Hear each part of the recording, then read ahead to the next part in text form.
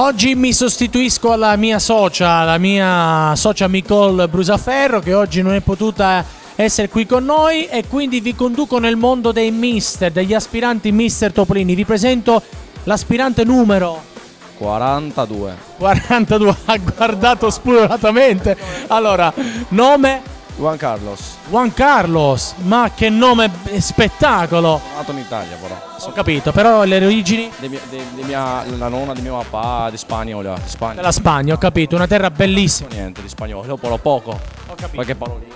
Ho capito, però ti piaceva andare in Spagna? Non sono mai stato, sono stato su tutti i paesi tranne Spagna. Pensa a te. Ho capito. Senti, quanti anni hai? 20 20 anni. anni, sì. Ho capito, devi fare 20 anni, quindi hai finito di studiare o studi ancora? No, lavoro come cameriere.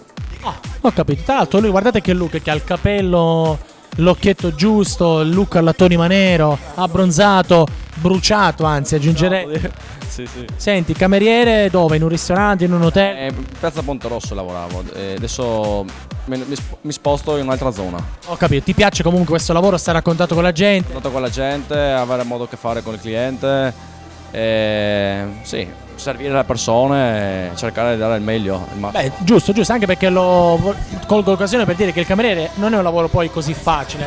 No, bisogna avere un certo bon ton, una certa eleganza, no, bisogna saperci fare. Va bene, però ti chiedo se questa è la tua strada o se magari, visto che sei qui a Mistopolini, mi pare che tu abbia tutti gli attributi anche per fare il modello, se c'è qualche sogno nel cassetto. Sono nel cassetto sono venuto qui per provarci, però non avevo mai pensato di venire qui. Ho capito, quindi tu sai che tante volte le cose nascono così per gioco, no? Gioco, sì. Quindi tu rimani con i piedi per terra, io ti dico solo in bocca al lupo, e per te adesso la possibilità, guardando dritto nella telecamera, di salutare tutti coloro che ti stanno guardando e di dire quello che vuoi. Chi mi sta guardando? Tutti.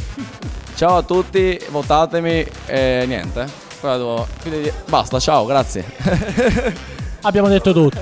Tutto a posto. Tutto a posto, sì, a posto.